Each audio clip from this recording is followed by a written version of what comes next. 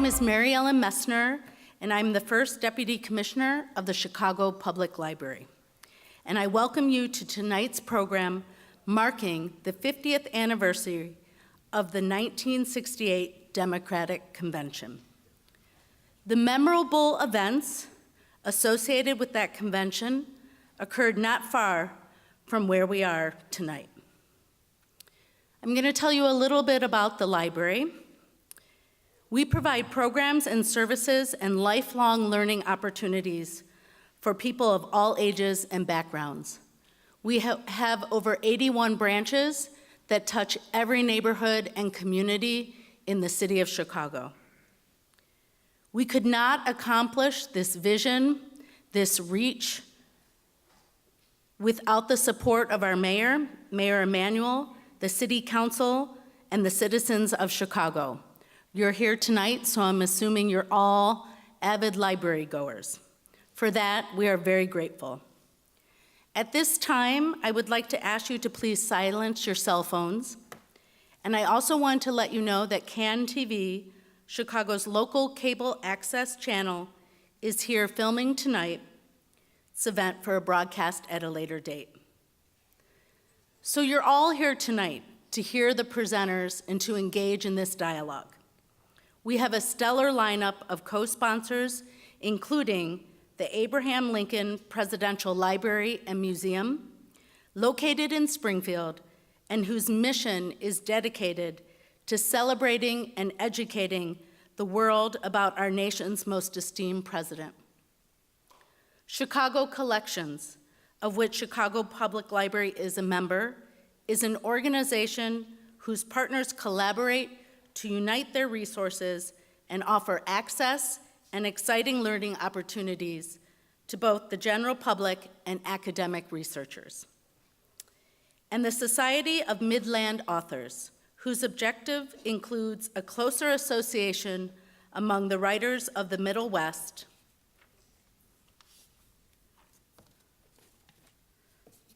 stimulation of creative literary efforts, as expressed through their sponsorship of a wide variety of literary events. So now we get to the real meat tonight. To introduce and lead the discussion with our panel of distinguished speakers, please join me in welcoming Mark Depew, Director of Oral History at the Abraham Lincoln Presidential Library. Thank you.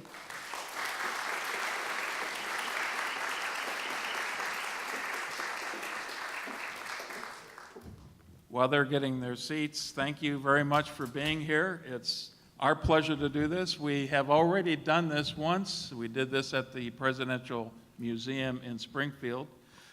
Before I start, a little audience participation. How many were there during the Democratic Convention? Let me see your hands. Okay, not as many as we might have thought. But I'm sure you have your own stories. I know one of the staff members here was regaling us with some of his stories from 1968, and anybody who was there, it was a memorable night for sure. Let me introduce the four panel members, and I'm going to introduce them in the order that they're going to each talk for a few minutes before we get into a general dialogue. To my far right, we have Bernice Araki, who in 1966 finished his 3-year hitch in the United States Army. He had a year in Korea and just 1 month in Vietnam, came back to the United States and went to Roosevelt University. Now I had to explain where Roosevelt was in Chicago to our Springfield crowd. I don't need to do that here. So obviously he was there during '68 going to night school and saw what was going on. He has since moved on to a 40-year career as a lobbyist, and now, for the last several years, has been working as a professor here in Chicago at both UIC and previously at ITT. He also is the author of A Just Cause, the impeachment of Governor Rod Blagojevich. The next person is Richard Simpson, who is a professor at University of Illinois, Chicago, but back in the day During the time of the convention, he was the campaign manager for Eugene McCarthy for the state of Illinois. And he'll probably mention how he got that exalted position as a very young man. He's been a professor for a long time, but also was an alderman from 1971 to 1979 in the 44th Ward. And also has a book about his experiences and about the convention itself, A Good Fight, Life Lessons from a Chicago Progressive. To my immediate left is somebody who I'm sure this audience is familiar with, Alderman Edward Burke. Today he is a Chicago alderman from the 14th Ward, has been since 1969. In 1968, however, he was in the Chicago Police Force, a plainclothesman working on the floor of the convention center, and actually was a witness to some of the most dramatic moments in the convention itself.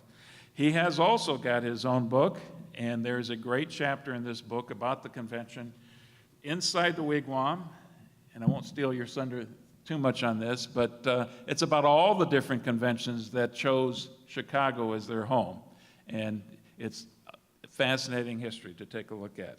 And finally, to my far left, we have Taylor Pensando, a friend of mine for many years. He is the author of several biographies.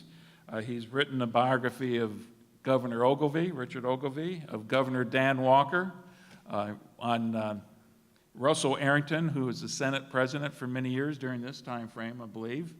He's also written several on gangsters of Southern Illinois, which for some reason people find more fascinating than Governor Ogilvie, which many of the people I talk to think Ogilvie was about as good as you get for governors of Illinois.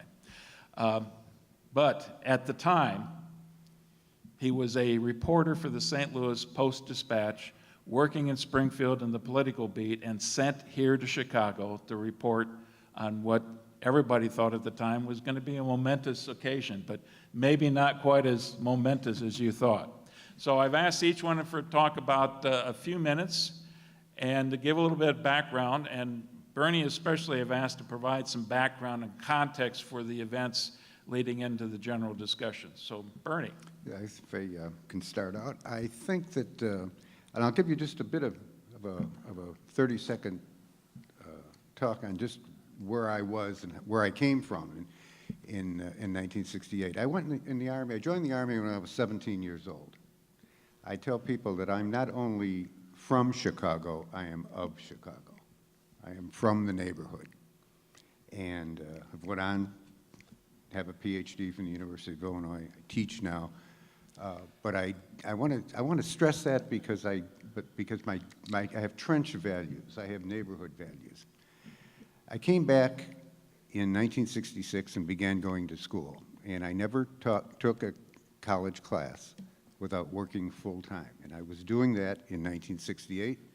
I was working as a computer programmer during the day, and then I would go over to Roosevelt in the evening, 4 nights a week.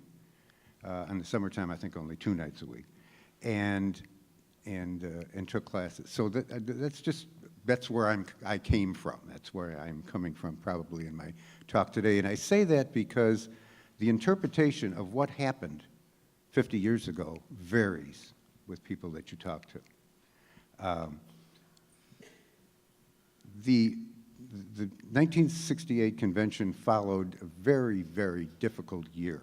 In New York, it was the Grand Central Station problem with the anti-war protesters. In Washington, it was the March on the Pentagon, where they actually broke into the Pentagon. In Illinois, in 1968, in April, Dr. King was assassinated. And 20 blocks of the West Side burned to the ground. 9 people were killed. Following in June, Robert Kennedy was assassinated. There was immediate talk as far back as 1967, when Chicago was picked as the convention site. There was immediately talk and planning amongst the anti-war demonstrators and other groups, and I think this is very, very important to emphasize. The demonstrators that showed up eventually at the 1968 convention were not all anti-war, legitimate anti-war demonstrators. I got chastised a bit on somebody's blog for our meeting in Springfield because I said they acted like lunatics, some of these people. The planning began in '67. The dialogue with the city of Chicago began in the summer of '68. And by that I mean that there were requests for permits, there were requests for marches, there was a request by the Yippie organization to be able to camp in the park and F in the park. I don't want to say the word, but it's in the Walker Report. Now, and I say to that, I'm just going back to, if you can imagine being the head of Streets and Sand, and you get a application for a permit to have, and this is what they said, 100,000 people, this is what this permit request was for, to march down Michigan Avenue to the south into the black neighborhoods at 8 o'clock at night. If you could imagine the Park District getting a request for a permit that says, we want to camp in the park so we can F in the weeds and don't enforce any of the drug laws, let us and have free love.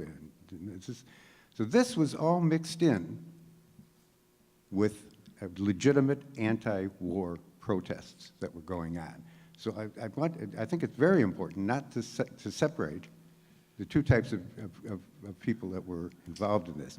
There were 24, in the Walker Report, 24 different organizations that were involved in the demonstrations, from the Mothers Against the Vietnam War to the actual Yippies that were, and there were death threats. I'm kind of setting the stage here. There were death threats.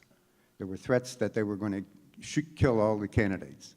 They were going to kidnap the wives of the delegates. They were going to pose as cab drivers and take the delegates, God knows where, into Indiana, and drop them up. All this is coming through, and the city of Chicago is dealing with this, as was the FBI, as was the CIA.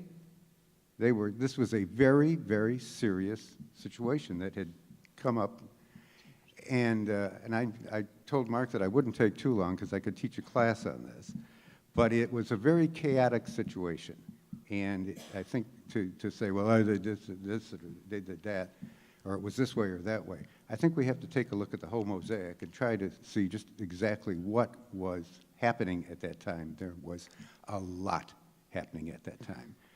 For myself, and I'll just say this in ending here, I'm still confused. I considered myself, even though I had to go in the Army when I was 17, I had two choices, the factory or the Army. I still considered myself going to college, working, but going to college, very, very fortunate. And I looked around and I thought, how did this happen? Where did I miss this? You know, I went away for 3 years. I was, in the Far East. Where did I miss this?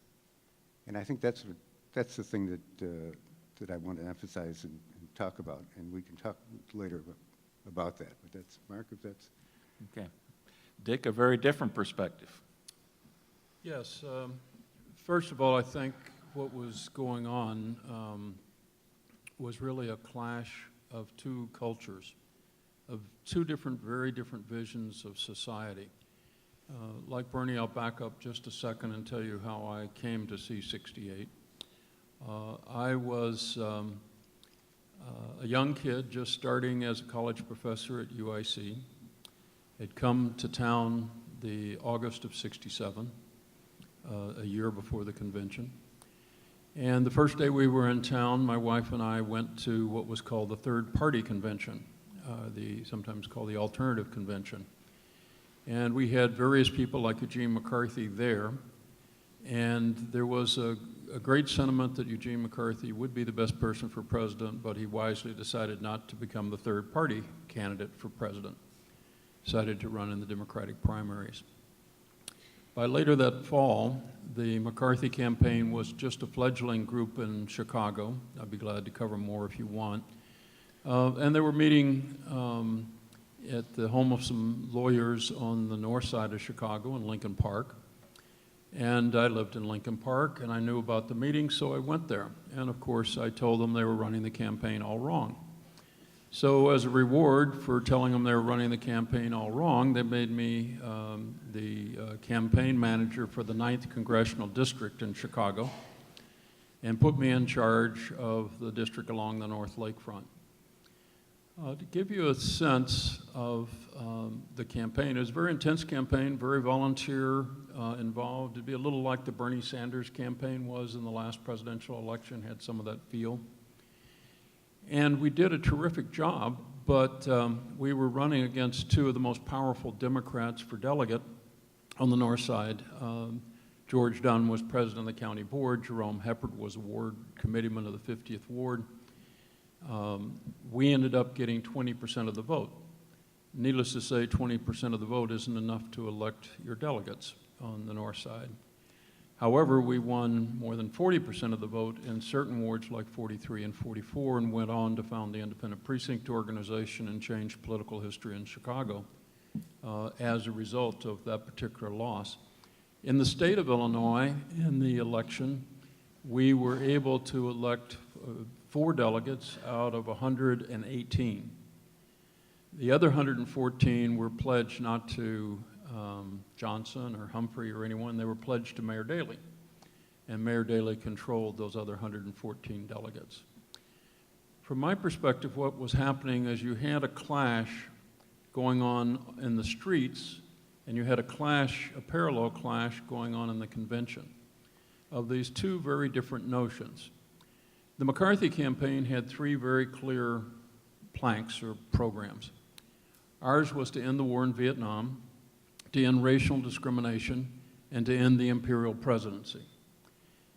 Bernie's quite right. The group in the park was broader than that and had other issues, but basically they were for individualism. They wanted to, they cared about community. They believed there should be more freedom. And they were faced on the other side with Mayor Daly and Lyndon Johnson and the police who believed in law and order. And those two visions did not fit comfortably together. They clashed, and you're aware of what happened. In the first night of the convention, my wife and I were watching television. I can go into what I had done to set up the convention parts later if you want, but we were watching television and saw the clash in front of the Hilton. And so we did what any good Chicagoan would do. We jumped on the L, went down to the Hilton, and wanted to join the demonstration. It seemed like the right thing to do. Unfortunately, the National Guard and their guns and their barbed wire prevented us from making it. So the next day, I marched with the demonstrators from the Hilton to as close as the police would let us get on the southwest side to where the convention was being held. We returned back, but it was a completely peaceful march.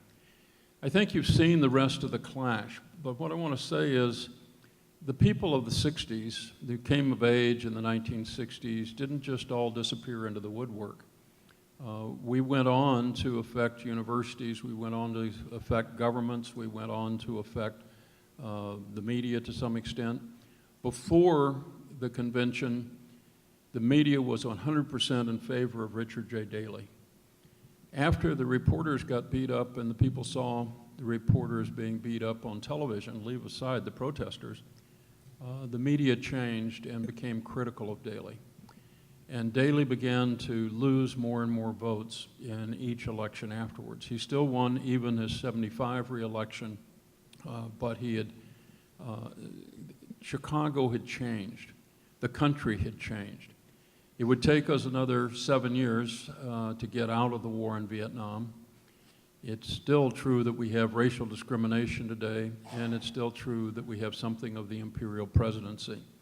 But that struggle has gone on consistently, and I think in the discussion with your questions later, we may be able to illuminate some of the aspects of the way this conflict played out and why it was so important to make it visible in 1968 so we could be where we are today in the 21st century. Alderman Burke. Well, thank you for inviting me to join in this panel. I was pleased to be with you in Springfield at the Abraham Lincoln Library. It's good, is it not, to look back 50 years later and examine our nation and more particularly our city, Actually, it's even good to be above ground. or as some would say in my neighborhood, it's good to be looking at the grass from the green side. But in many ways, I think that the events of August of 1968 here in Chicago were a roadmap to the future of Chicago and America, and some might say the world. 50 years ago, NASA successfully sent astronauts on Apollo 8 around the moon as a prelude to the lunar landing a year later. It was the year of the Prague Spring in Czechoslovakia, where a popular democratic uprising threatened to loosen communist control and free its citizens from oppression within the Soviet bloc. Dr. Christian Barnard performed the first successful heart transplant. As Ernie pointed out, on April 4th of that year, an assassin's bullet claimed the life of Reverend Dr. Martin Luther King at the Lorraine Hotel in Memphis. Senator Robert F. Kennedy declared candidate for the presidency, and America's best hope for achieving a lasting peace in Vietnam was struck down inside the Ambassador Hotel in Los Angeles on June 5th, 1968, after celebrating his victory in California. The Vietnam War was tearing apart the nation. In Southeast Asia, the battles of Hue, Khe Sanh, and the Tet Offensive exposed the vulnerability of continuing military presence in Vietnam. The government of North Korea seized the U.S. naval intelligence vessel, the Pueblo, on January 23rd, sparking a diplomatic crisis. That crew was imprisoned and held by North Korea until their negotiated release on December 23rd of that year. The impact of the protest movements in the U.S., of course, spelled the end of Lyndon Johnson's presidency. He stunned the nation by announcing his intentions to not seek the nomination in a speech to the nation on March 31st. The Beatles cut their White Album. Boeing introduced the first 747 jumbo jet on September 30th. The emergency 911 telephone service began in the United States. Gordon Moore and Robert Noyce launched the Intel Corporation in Santa Clara, California, marking the earliest stirrings of the information age. McDonald's introduced the Big Mac. The Detroit Tigers won the World Series, and the Green Bay Packers captured the second Super Bowl title. And Special Olympics began here in Chicago in July at Soldier Field, beginning a global movement that has literally changed the world. It was quite a year. Taylor.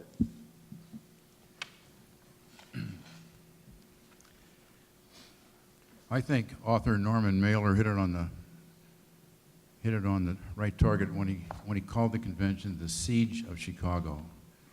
To me, from start to finish, the whole convention was surreal, and it was a very, very ugly surrealism.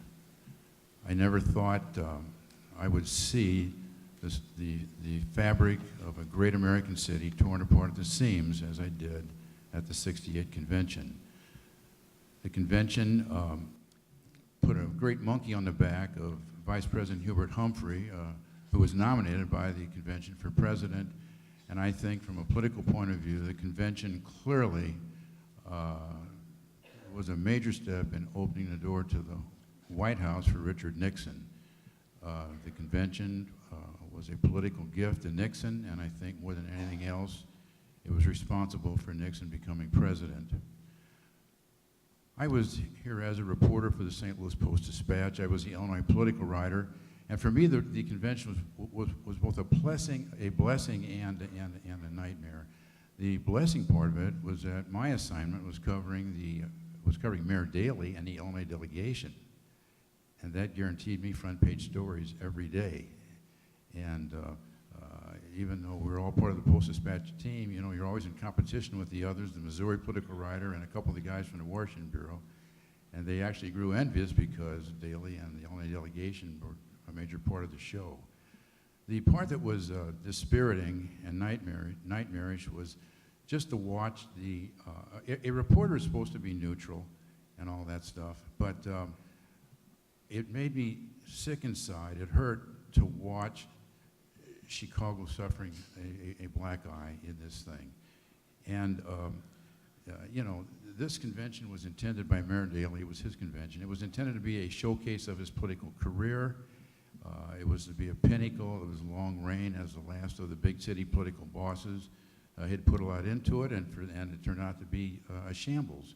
And as thousands of the protesters shouted, especially on Wednesday night, the whole world is watching. Indeed, the whole world was watching, and it did leave Chicago with a black eye, and some even said it left Illinois, my lifelong bailiwick, Illinois, with a bit of a black eye. Now, there was some humor at the start. I got up here early to write several political pieces, and I got here in time to catch the first act by the Youth International Party, the Yippies. It took place over in the Chicago Civic Center, now the Daly Plaza, by the Picasso sculpture. There they brought in a station wagon, a pig. The pig was called Pegasus. It was a 145-pound pig they had picked up somewhere on the way to Chicago. And they nominated the pig for president. And immediately they demanded... Didn't get many votes, though, as I remember. That's right. Dick's right. The pig did not get many votes. Made a few ballots, though, someplace, got on the ballot. But anyway, the pig, they demanded immediate Secret Service protection for the pig and demanded that the pig immediately be included in all White House policy briefings.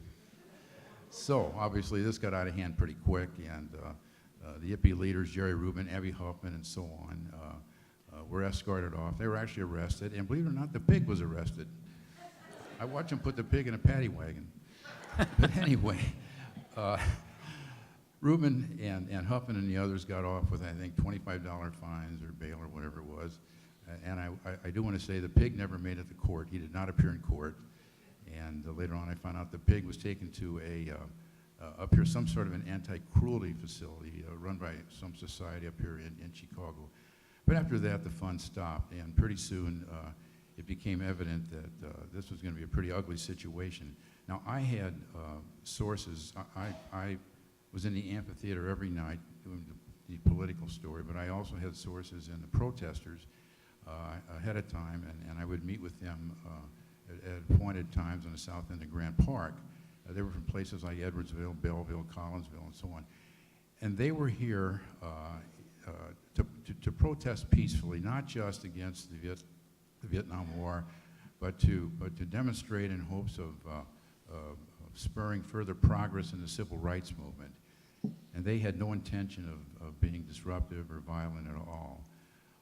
And I want to point out, the majority of the protesters were not intent on violence.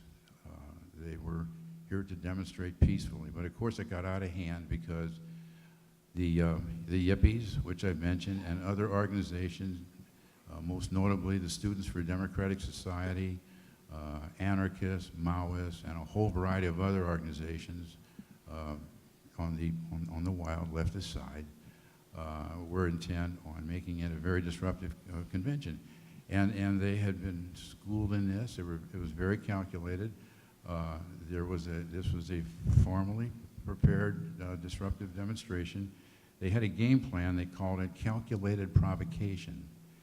And in it, the idea was to sow disorder in the convention, and that led to disruptive activity, then that led to violence, and many of you know what happened from there. I got to watch, as did others, as the provocation started with the protesters insulting the Army National Guardsmen on the scene, the Illinois Army National Guardsmen and the Chicago police. They threw rocks, tin cans, pieces of concrete. Now, this is down at Grant Park, across from Michigan, from the Conrad Hilton Hotel. Sometimes they tossed plastic bags with urine, bags with feces, and so on. Anything would do. And of course, they were trying to taunt the guardsmen and the police into a violent reaction. And and of course, their favorite slogan for the Chicago cops were they were pigs continuously, and they would get in their faces and spit in their faces, call them pigs, the whole bit, you know. Now the reactions varied, and this is how I saw it. The Illinois Army National Guard, under the command of Brigadier General Richard Dunn, who was in charge of the National Guard's emergency headquarters operation, and he was the Guard commander on the scene here in Chicago. He had prepared the Guard for this, and they had trained, and they were well prepared. And the Guardsmen really did not break ranks. They resisted the taunting and everything else. They very skillfully, I thought, maneuvered to do what they could do to hold things in check. They basically used the stocks of their rifles, gas, and barbed wire covered jeeps to enforce their will where they had to. I talked to General Dunn afterwards, and he told me several things. He said that only twice did the bayonets come out of the sheaths. That was 2 times, and each time they were only out for 15 minutes before he ordered them back in. He told me that the Guardsmen, in spite of stories written since and maybe books and so on, the Guardsmen did not have live ammunition in their rifles. That only would have happened if General Dunn had ordered it, and he never issued such an order. Obviously, and I know we talked about this at Springfield, I know the Chicago police were trained and were prepared for what occurred. And I think that, but they were under direction, as I understood it, from the mayor's office to take action to prevent disruptive activity of the convention. And finally, the dam broke. A lot of the police ran out of patience, and they went after the ringleaders. And they crossed into Grant Park and in other parts in that neck of the woods. And they had their nightsticks, their billy clubs in hand. They knew who they were trying to get after. But in sometimes innocent protesters and even innocent bystanders got in the way, and they were indiscriminately clubbed and knocked around, and many were hurt and wounded. And I know that Alderman Ed said down in Springfield that this was a minority of the police force, of the thousands of Chicago police in the scene, and he may have been right. But this was the activity that in the end got all the attention. And this was the thing that the whole world remembered. And this is what, in the Walker Report, which was to follow the conventions some months later, this instigated the phrase, a police riot, and so on. And it was really horrifying to watch. It went on. I was staying at the Sherman House Hotel, which is some blocks back from the Conrad Hilton and Michigan Avenue. And even as I would walk at night and 1 or 2 in the morning after filing my stories, I would, going back to the Sherman House, I would see police chasing protesters down the middle of the street in alleys. I saw clubbings going on all around me. Sometimes I saw the protesters on top, having gotten a billy club away from a cop and beating a cop. But one thing, when a cop was down, other cops always seemed to quickly materialize to rescue him. But it was really something to see and experience, and I'm sure we'll get into more detail later as we progress here, but it was, as I said, and looking back, I'm now glad to say that I covered it and looking back, but at the time, much of it was very literally nightmarish. Thank you all for sharing some of your memories, but I'm going to tease a few more out of you here as we go through, and this is the point where it's going to be a little bit more open discussion between the 4 of you, especially as I throw a couple of questions out. And I wanted to start with some equally dramatic events that were going inside the convention center, and start with you here, Alderman. the story about what had happened with a young reporter by the name of Dan Rather and your involvement with that. It was actually Rather and Mike Wallace who were the two TV reporters that had a confrontation there at the convention in the amphitheater. They were being rather obstreperous, and the commander, the police commander who was in charge of the inside of the convention hall, the amphitheater, was Commander Paul McLaughlin, who was a no-nonsense, typical Chicago police commander. And when Rather gave him a shove, he took him into custody, arrested him, and hustled him back out to the parking area behind the amphitheater, where they had a trailer that was set up as a police holding area. And suddenly Richard J. Daly showed up, and the... Well, I understand that you actually had the honor, or maybe the... I went to the Illinois delegation. I told the mayor what was happening, and he immediately got up from his chair, and the delegation went underneath the podium where they had a tunnel that went out to the parking area where they had the trailer. And as soon as he walked in, all these executives from the networks that were screaming and hollering about police brutality were quiet as church mice. And Mayor Daly settled the thing right there and then, and released Rather and Wallace to go back to their, some might say, fake news. There is footage of this, I believe. I mean, I've watched it several times, and I'm sure you're aware that Dan Rather at the time was saying that somebody punched him in the gut. Which he, believe it or not, later retracted. And he said, if the best of my recollection, it was not a Chicago cop, it was a usher or private security guard. Okay. The next one I wanted to tease a couple of memories out of you, and I know that two of you were actually involved with this, and that's the infamous comment, I think it was probably on that night that everybody remembers, and that's the night that Senator Abraham Ribicoff, I believe from Connecticut, was on the stage. Of course, you've got the Daly, the Illinois delegation right in front of him, and hopefully we can get that picture up. There it is. And Ribicoff, who is nominating George Mcgovern, who was a real sleeper candidate at the time. He didn't have much of a chance, but the comment that Ribicoff made is now famous or infamous, depending on which side you're on. If George Mcgovern were President of the United States, we wouldn't have Gestapo tactics in the streets of Chicago. So which one of you wants to take that one up first? Taylor. I'll take it. A reporter was allowed, you could go on the convention floor down in the amphitheater about 10 minutes at a time. It was during my 10 minutes. I was out there, in fact, I'd gone out, I was talking to Francis Lorenz. Ed, you remember Francis Lorenz? He's in that photo. Yeah, that's right. And Lorenz was sitting either right next to Daly or one chair away from Daly. And I briefly talked to Francis Lorenz. And then I went around to the second row, and you had to kind of creep down. You couldn't, you had to kind of crawl, duck walk, I guess. And I was trying to get to George Dunn, and that's when Ribicoff from the Podium, Senator Ribicoff, as Mark just said, was issuing his reprimands to Daly. And I, in spite, again, of what has been written, I didn't hear, but I was to Daly's back, although I was only about 6 or 7 feet behind him, actually. I didn't hear the epithet that so many others have quoted and so on.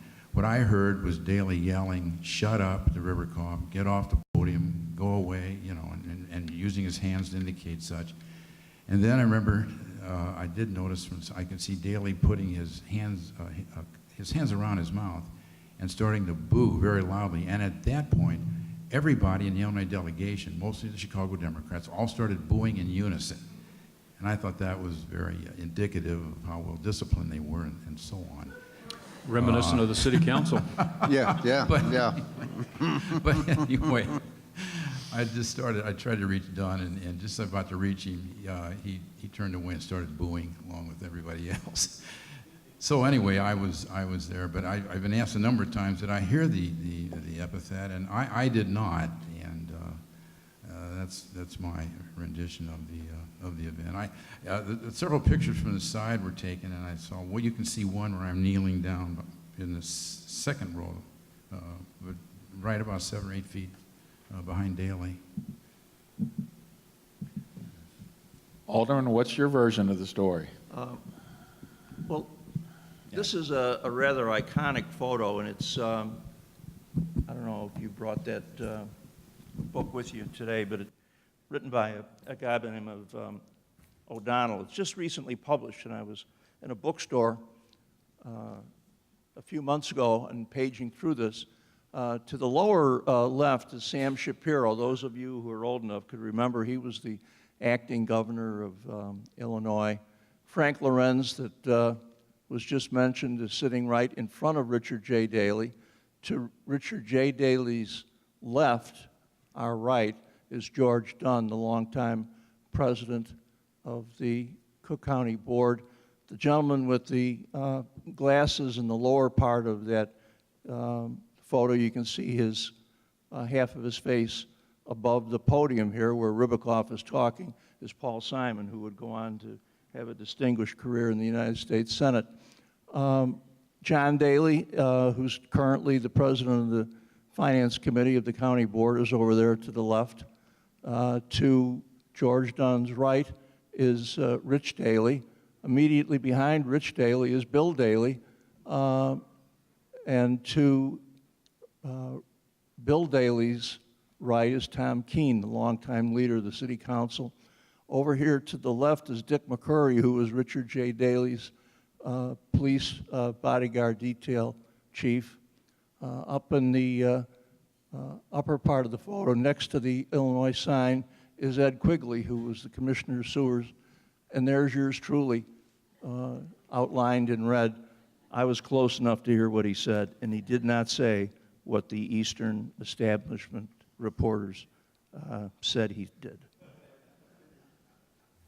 Okay, Dick, what I'd like to have you address, first of all, how much did you actually see? You had that one night you mentioned that you tried to get to with the protesters, but it sounds like you weren't entirely successful that night. But what I really like to have you address is the impact of this in the next election as well. Well, so the first impact of the clash was, of course, Humphrey lost the election to Nixon in the November election of that year.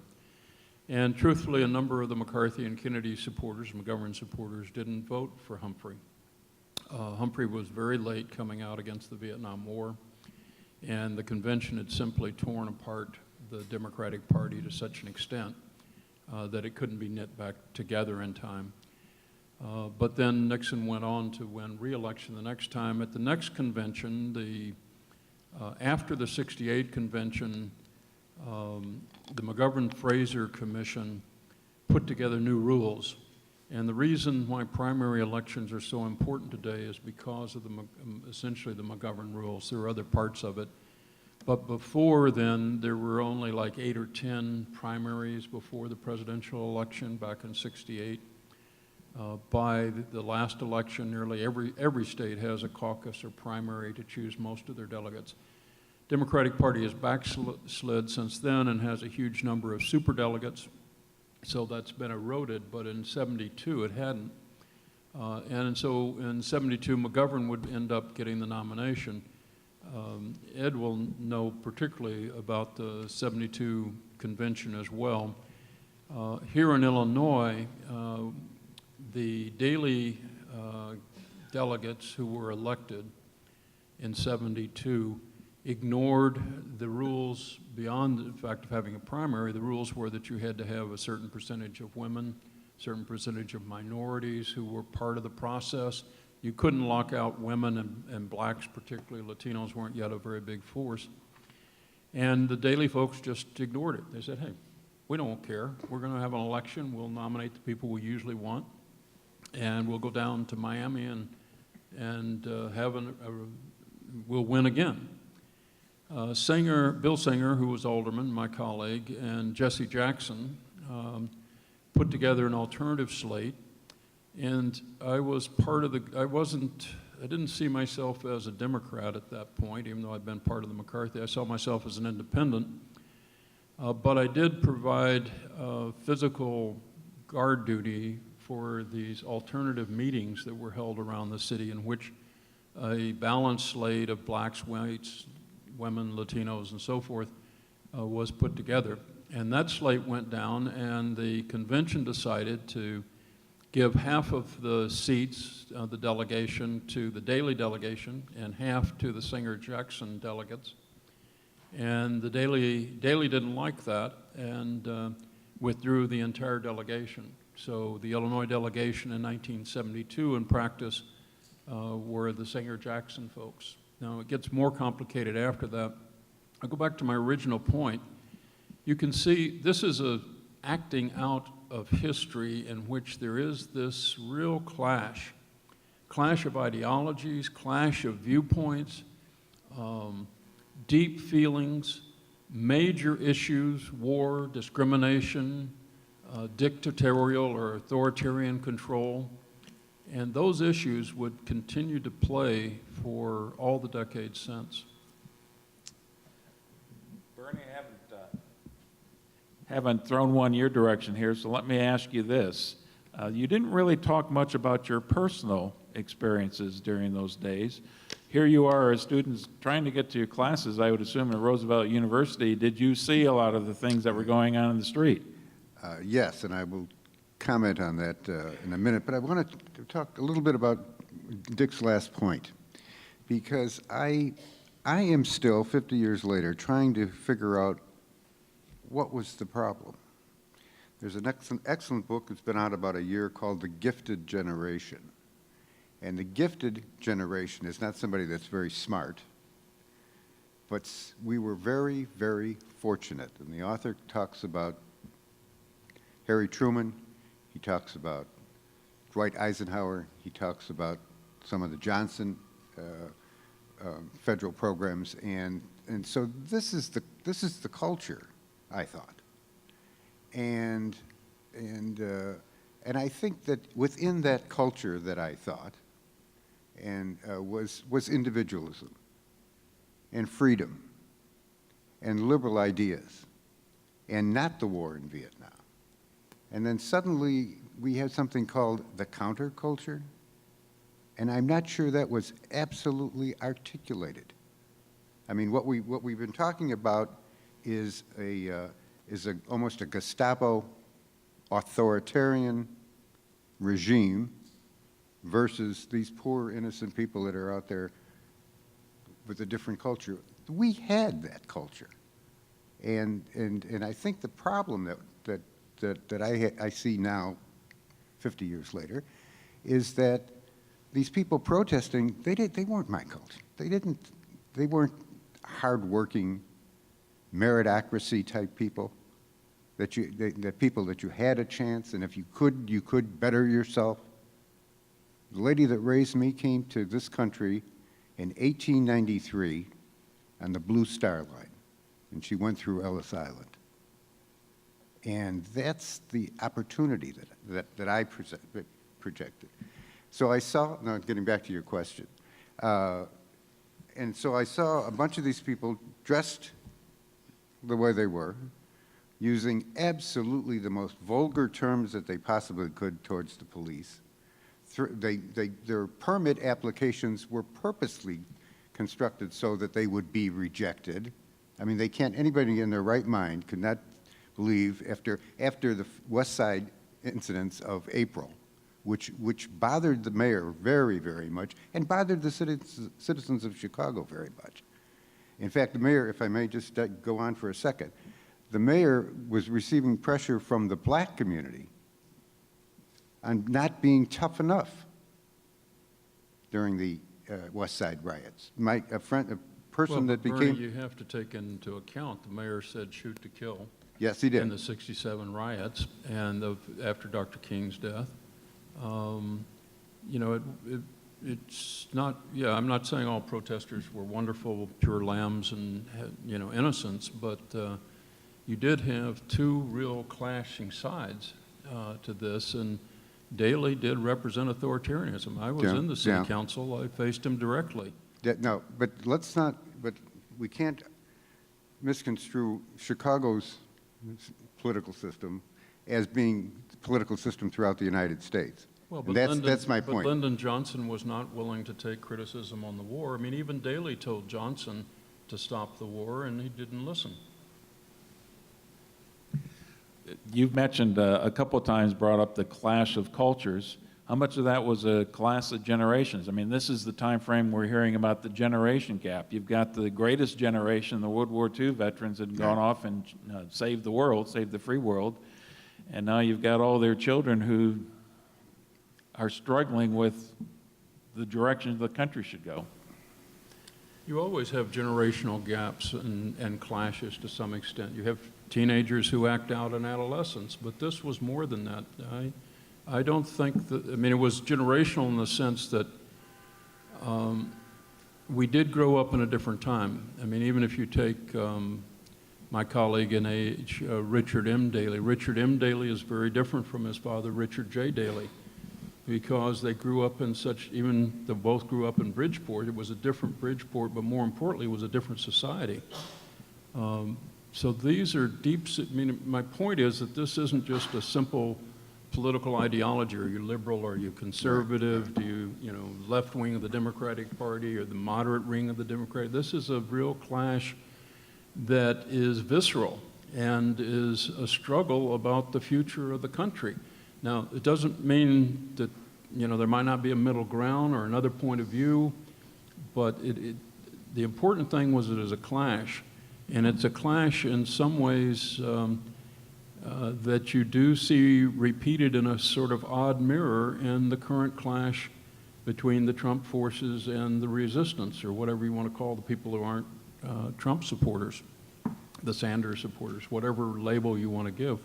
There is, again, a big clash going on in the country, and while the issues are different to some extent, the passion behind those and the cultural nature of them, how deeply they're embedded, as opposed to just a political slogan, you know, chicken in every pot, or, you know, 2 cars in every garage, or that kind of stuff. This is much more fundamental, and it's fundamental to our future, so that at least understanding both sides of the clash in '68 is important to us as we deal with the clash of 2018, 50 years later. The only thing that I wonder about today is if we didn't have, and I'm going to use this word, and I used it in Springfield, and somebody on a blog took me and Alderman Burke to task for using, but I'll.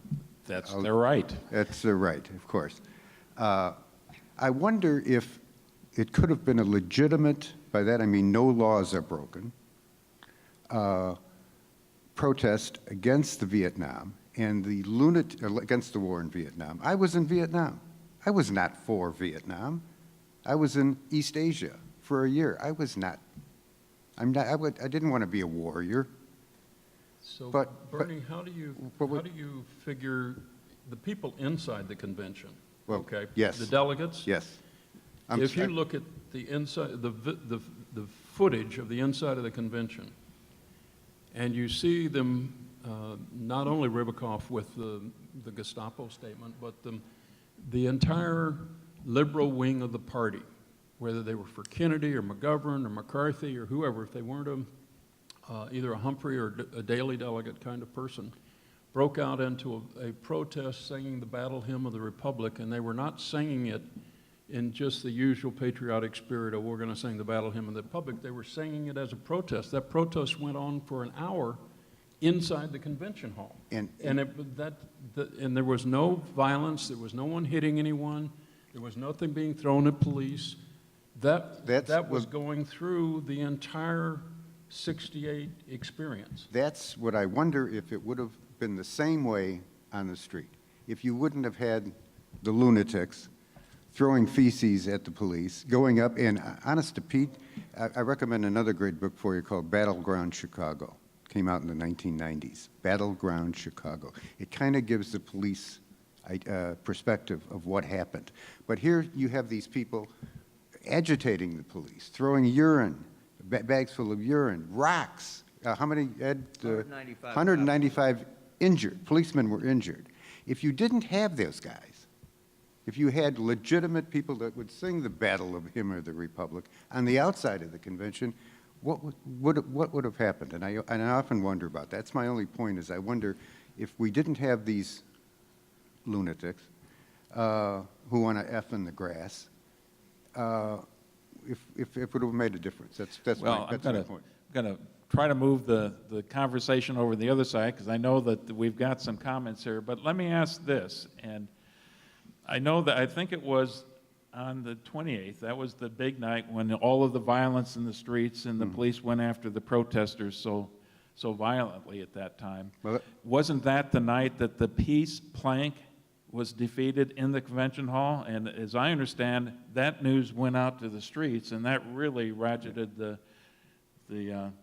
the anger of the protesters. I think it was the other way. I think the convention got riled up by seeing what was happening to the protesters. Yes, we knew what happened in the convention, but the people in the convention, Ribicoff wasn't talking about the peace plank.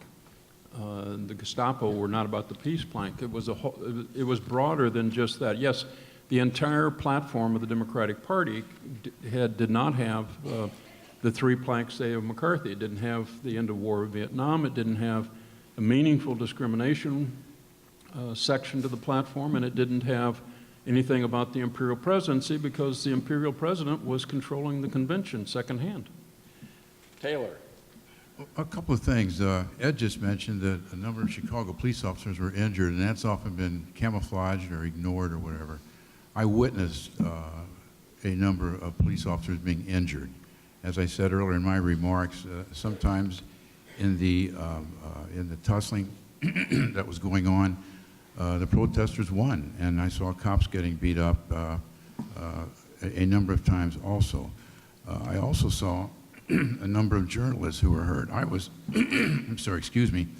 I was lucky I wasn't hurt. I was jostled at different times, but I wasn't hurt. But a number of journalists were injured, especially TV cameramen, who, of course, were very vulnerable and very visible, and they were easy targets. Easy targets from who? From the police or the protesters? Police sometimes, but also protesters. Because some of the protesters didn't want to be filmed in doing the things that they were doing, Mark. You're a filthy dog, and I will see you in court. You and your wife have harmed me and other people like me. You're a filthy Roman Catholic. That's all I know. We're just going to go on with our discussion here, well, Taylor. anyway, I'm going to...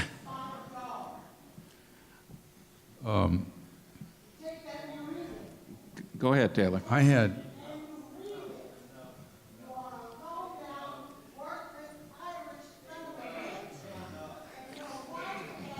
Keeps getting, One thing right, I'm Irish. I think, apparently she's no fan of Ed Burke. I'm not from Chicago, guys, but even I can figure that one out. But anyway, I had one incident. I wasn't hurt, but every night I had to, when I got back from the amphitheater, the Post-Dispatch was renting space in the basement of the Conrad Hilton, of all places, to write our stories for Dispatch to St. Louis. And so I had to make my way through the lobby of the Conrad Hilton every night, and it was just jam-packed with the protesters. I mean, it was just jam-packed, and it was a job trying to wrestle my way through. And on the infamous Wednesday night, when so much else was going on, one guy gave me a hard push, and I stumbled over and hit the back of another guy who was in a circle surrounding somebody who was sitting on the floor reciting poetry and raising his hands in the sky, mantras to up above and so on. And when I hit this guy in the back, he said he was angered, and he took my arm and flung me around, and I landed right in the lap of this guy on the floor. And at first I thought it was Abby Huffman, one of the Chicago Seven, but I soon learned it was Allen Ginsberg. And Ginsberg, of course, is the famous Beat Generation poet and writer. And he he snapped. He said, "What are you doing?"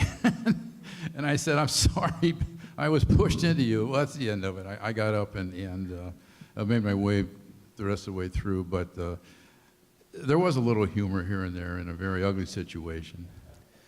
Well, Alderman, I thought I'd ask you, maybe this is a perspective of what's not going on in the convention where you were actually working at that time, but I believe you had another story about the Battle of Balboa. Is that the phrase that's appropriate here?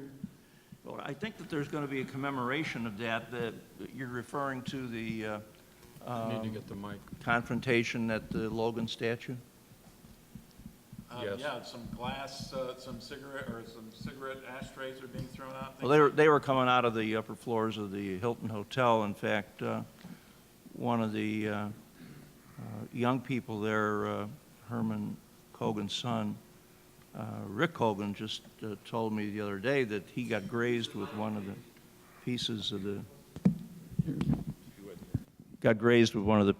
the flying glass from these big crystal ashtrays that were being pitched out of the upper floors of the Hilton at the police. By the way, my notes tell me that the peace plank was defeated by a vote of 1,567 to 1,041 and a third. So a pretty sizable... It was a sizable break in the split in the delegations. Correct. But it was also interesting to look back and see what happened. I think Bernie referred to the Chicago 7, which were the people that were indicted. It's interesting to look at where they are today. Rennie Davis is 77 years old. He became a lecturer and a venture capitalist. He started up the Foundation for Humanity. Jerry Rubin died November 28, 1994. He invested heavily in the Apple Computer Company and became a multi-millionaire and a self-styled yuppie. Yippee to yuppie. Bobby Seale was one of the co-founders of the Black Panther Party with Huey Newton. He's still alive. He's a lecturer and working on documentaries. Abby Hoffman died of a drug overdose on April 12, 1989. He wrote several books, including, quote, "Steal this book," unquote. Tom Hayden died in October of 2016. He served in the California State Assembly from 1982 to 1992, and the State Senate from 1992 until the year 2000, and he taught at various universities. And of course, he was married to Jane Fonda. David Dellinger was a radical pacifist, and he died May 27, 2004, at the age of 88. Phil Oakes, the protest singer and songwriter, died at age 36 on April 9th, 1976. Unfortunately, he committed suicide after suffering from bipolar disorder and alcoholism. Anyway, there's a lot of more interesting characters who were such prominent parts of that 1968 confrontation. But when we were talking about the nomination of Pegasus earlier, I have it on very good authority that one of the Chicago cops entered the holding cells where some of these folks were being held before they made bond, and pointed his finger at them, and he said, "I have it on very good authority that you're all going to go to jail." The pig squealed on you. And Mark, if I may, today is 50 years to the day that Pegasus was in the Daly Center. 50 years today. And let me add that as the Yippies were being led from the what's now the Daly Plaza after nominating Pegasus for president, I grabbed Jerry Rubin's arm, and I said, "Now, what's going to happen with the pig?" And Rubin's quote to me was, "If we can't have the pig in the White House, we're going to have him for breakfast." The pig got as much press as anybody else did He at sure the time. did. A quick question of you here, Alderman. Most people remember this today. Of course, you've got the Walker Report that was done after the convention addressing how this violence occurred. Of course, that's named after future Governor Dan Walker, who I don't need to tell you was no friend of Richard J. Daly at the time. And that worked all the way through the legislature and didn't get much done in the legislature when he was governor. But how did your police colleagues feel about the statement that was made in that report that this was indeed a police riot? Well, they resented the term. They didn't believe the term was correct. Yes, some cops did lose their cool. You have to put it into proper perspective.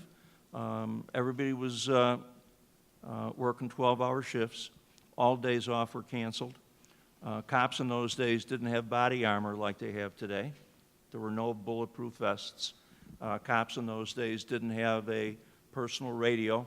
There was a two-way radio in the squad car, but if you were out of the squad car, you were without communication.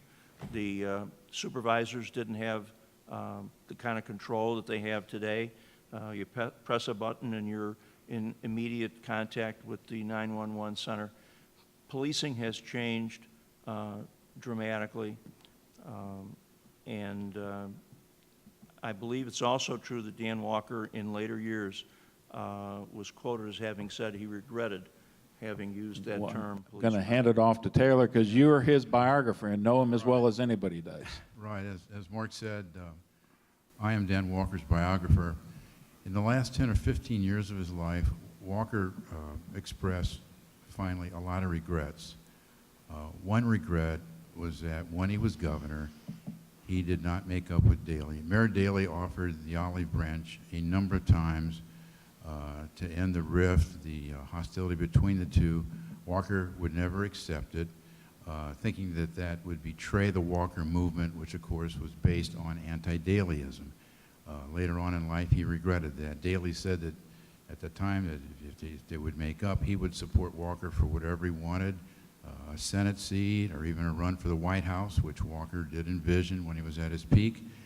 And Walker made it clear to me that late in his life that he regretted not making up with Mayor Daly. Also, he made it clear that he was sad that the Walker report was depicted only as a report detailing a police riot. Right.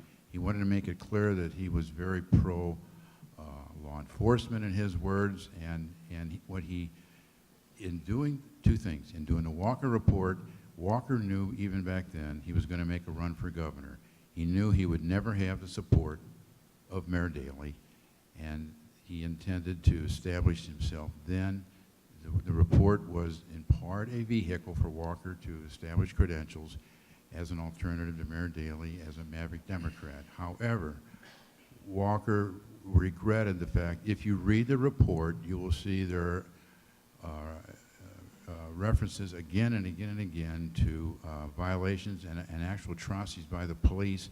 There's almost nothing on the provocations from the protesters and the things the protesters did and to incite the violence. And on that, in his last years, Walker did have some regret.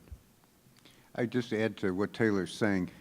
If you want I would recommend to read the Walker report because it's fairly easy to read for a report, and it's called Rights in Conflict, and you can get it on Amazon. And read that with a couple other books that do talk about the provocations. But the Walker report is a good report. It's very exact. I mean, the 24 organizations that I talked about before are listed in the Walker report. So I would just want to say it's an excellent reference.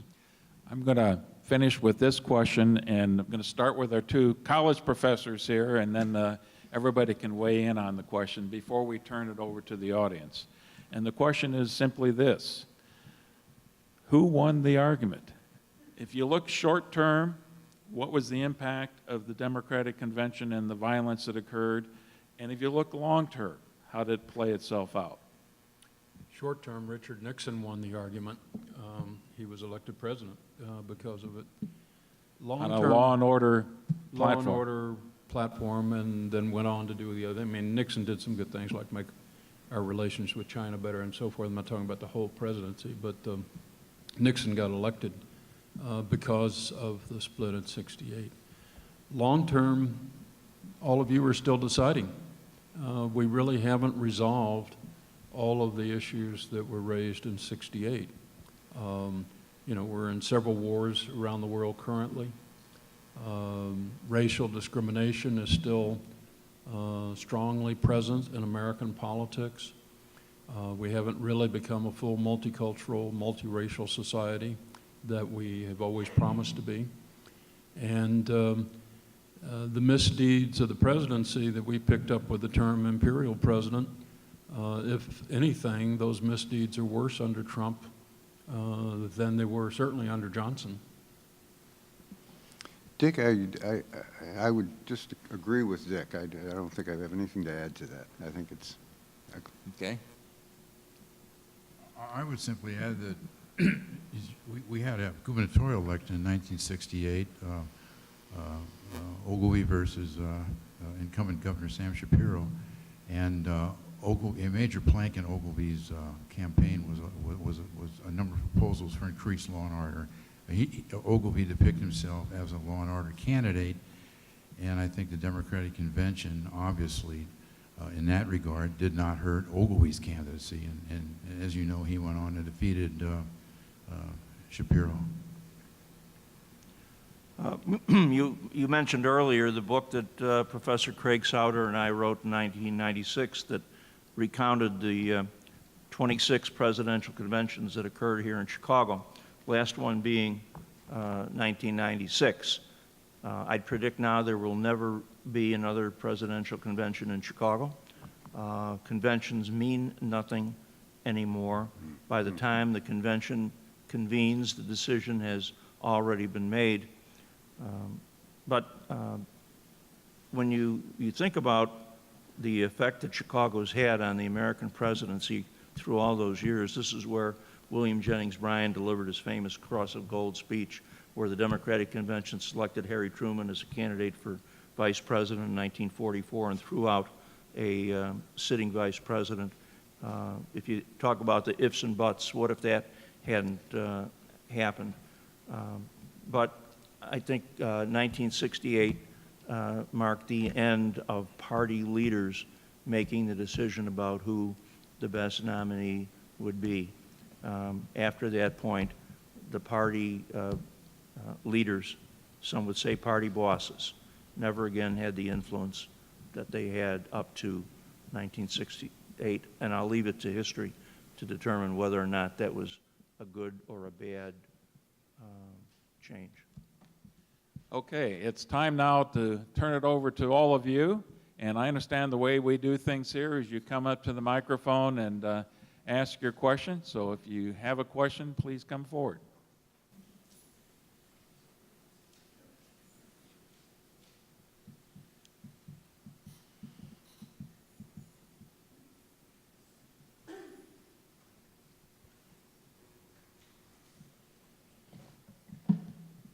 Hi. I came to Chicago in '68, September.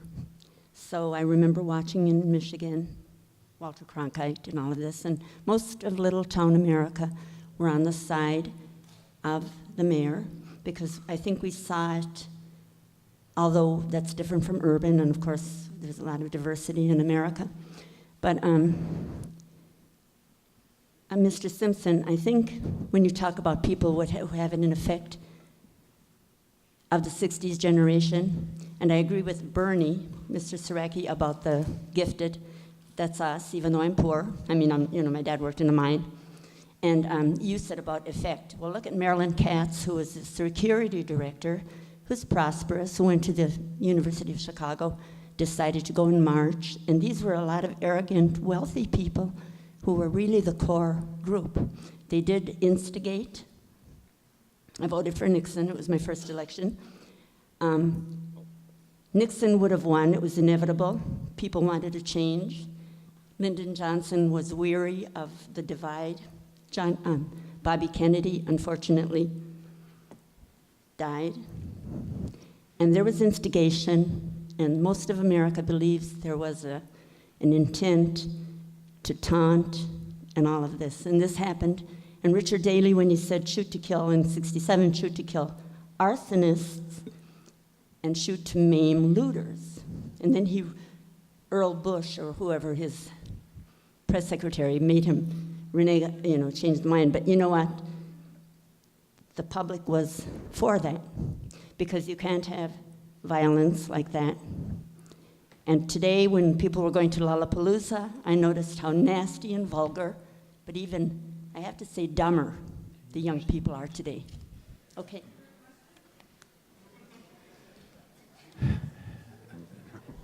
I don't know, there was a Okay. question there? Go ahead. I'm sorry, did someone want to? No, go ahead.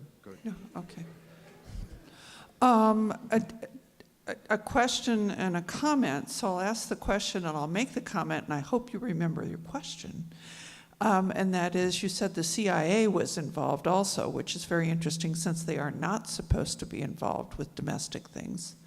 And the second thing is that I was not here then. I was in Colorado, but we went out on strike and all that other stuff. But knowing that the people who were involved in the SDS and the anti-war movements were concerned because we were slaughtering people in Vietnam.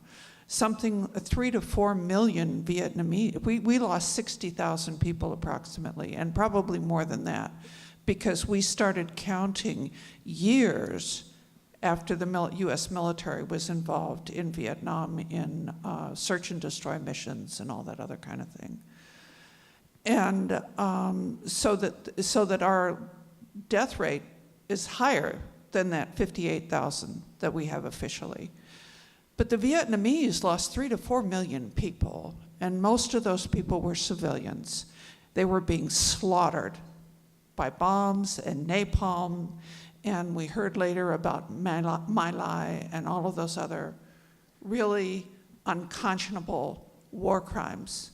And the people in the SDS and other anti-war people were involved because of that. And so in my mind, when you do you need to do peaceful demonstration. But demonstrations had been going on for 3 or 4 years before that, and nothing had happened. So I can understand why people lost patience.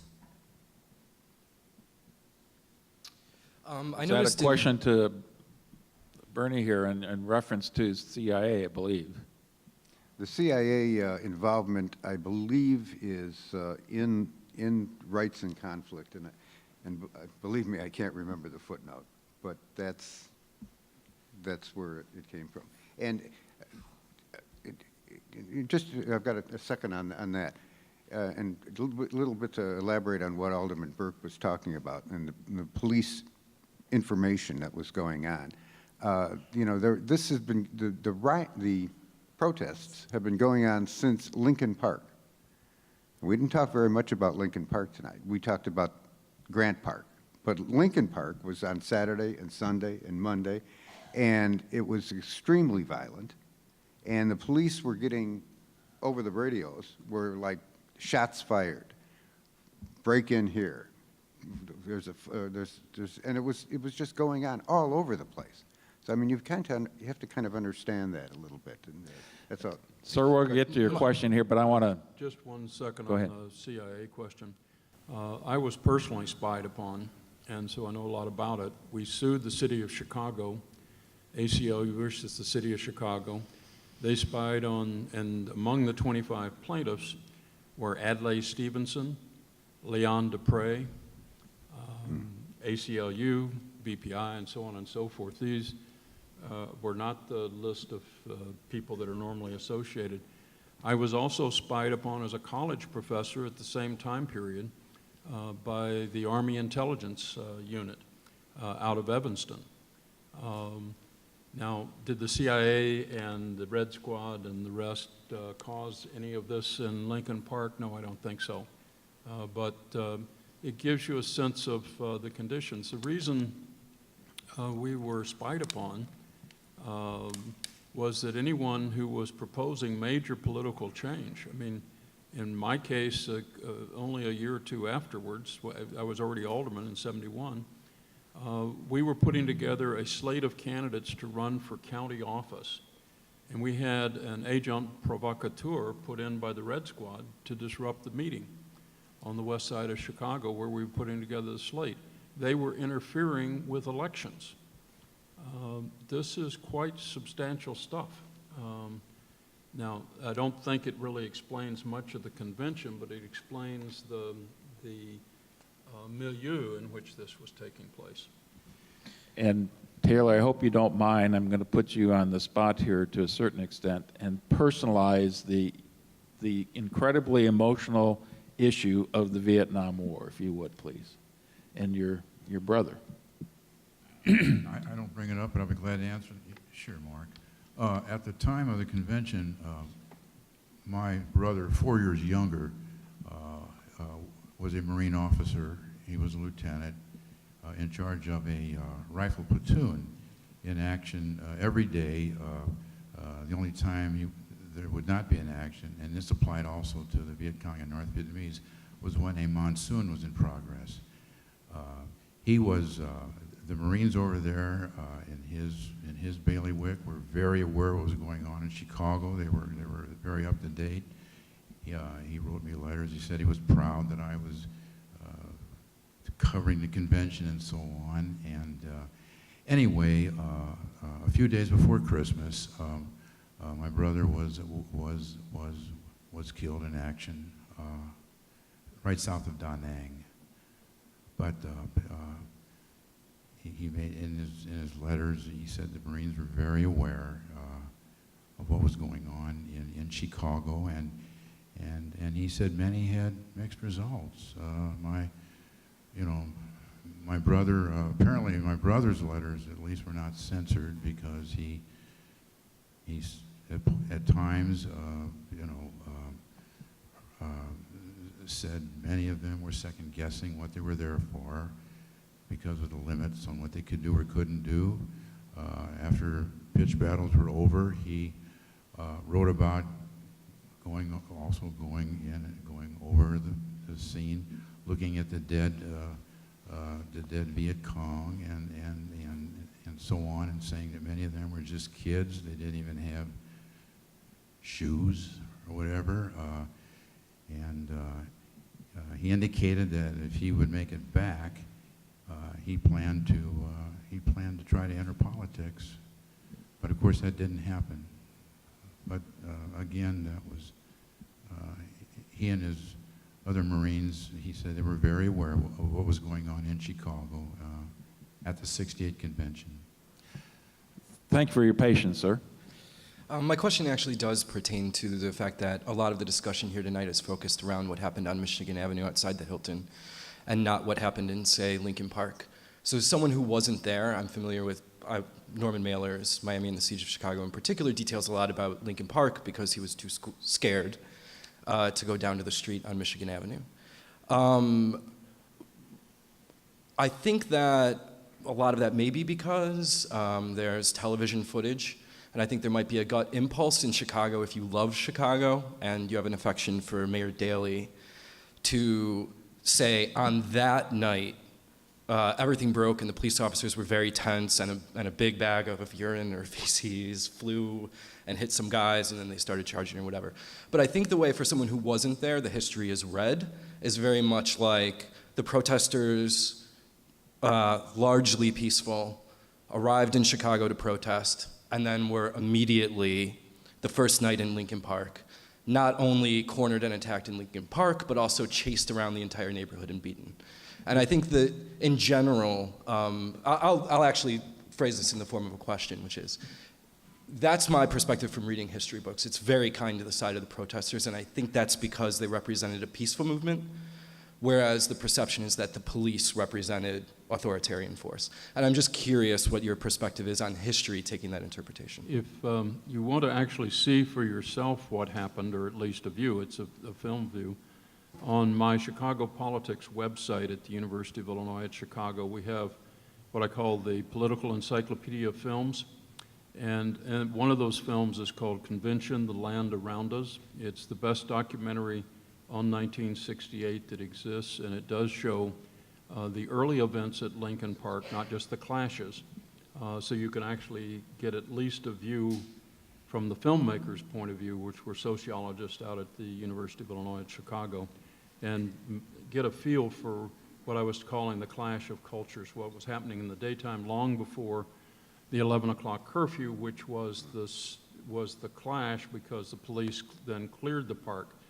Some of the interesting side effects of that was the tear gas in Lincoln Park was so substantial that it drifted into the Playboy Mansion, and Hugh Hefner ended up becoming a supporter of the protesters afterwards and funded some of the meetings that were held in Lincoln Park after the convention. And just as a point of clarification on that, the way Mailer writes about what happened in Lincoln Park was not that they were driven from the park. It's that they were effectively penned in and beaten.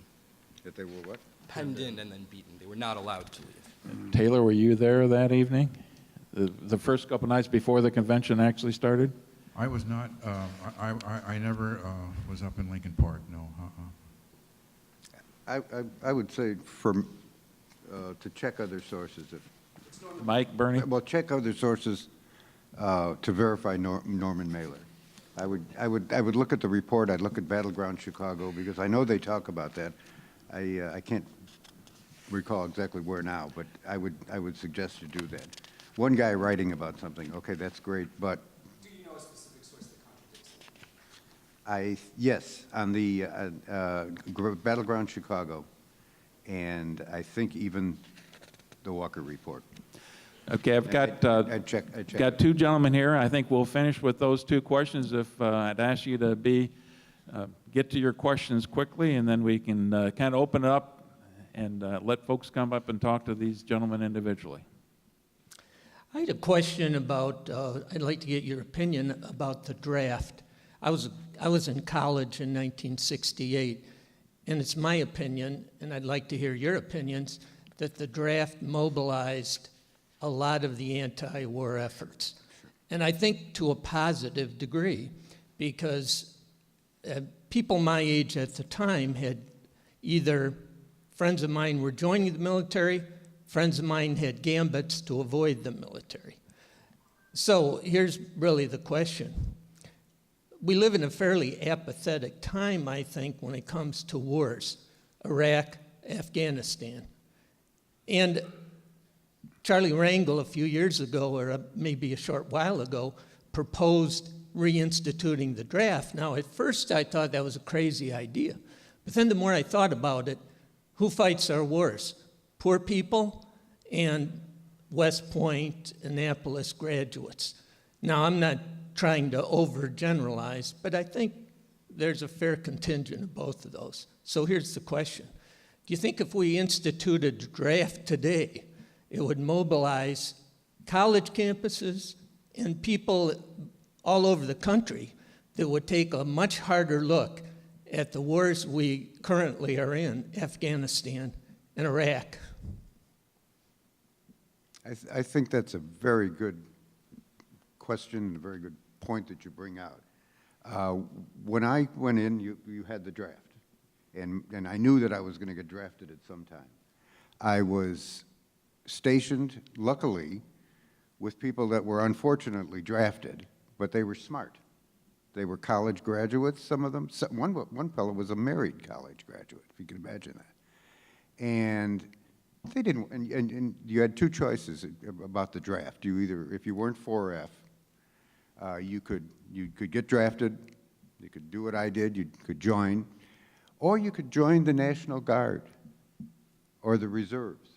And a lot of people did that. They didn't want to be warriors. Like today we say, thank you for your service, you're a warrior. They didn't want to be warriors. They didn't want to get drafted.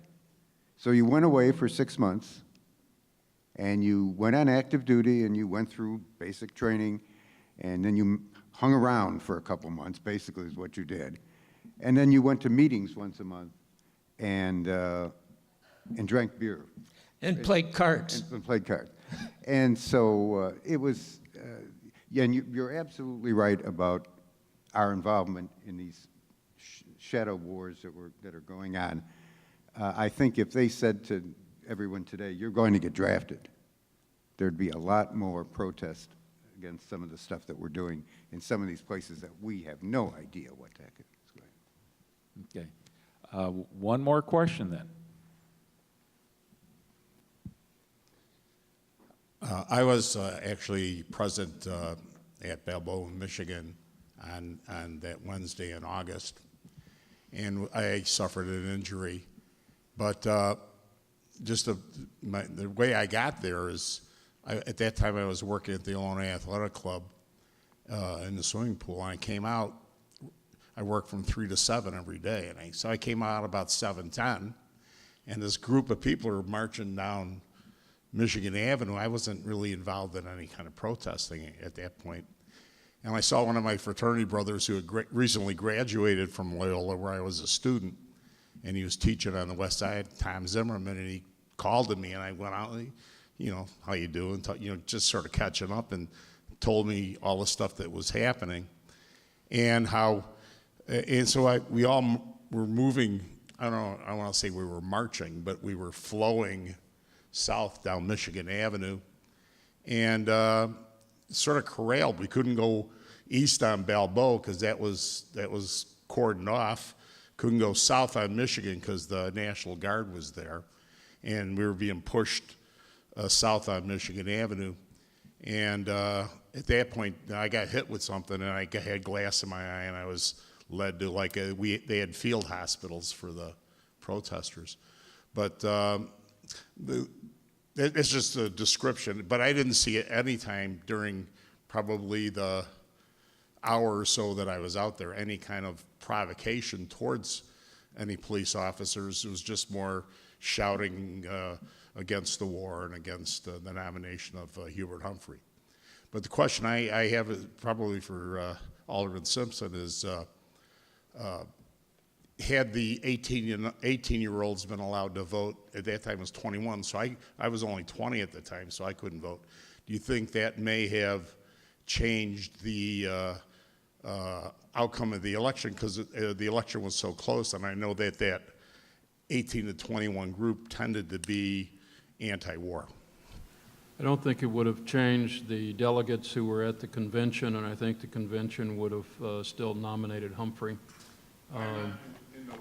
In November, it's hard to tell because so many didn't vote for Humphrey, even though they were not happy with Nixon as the other choice. They just didn't vote.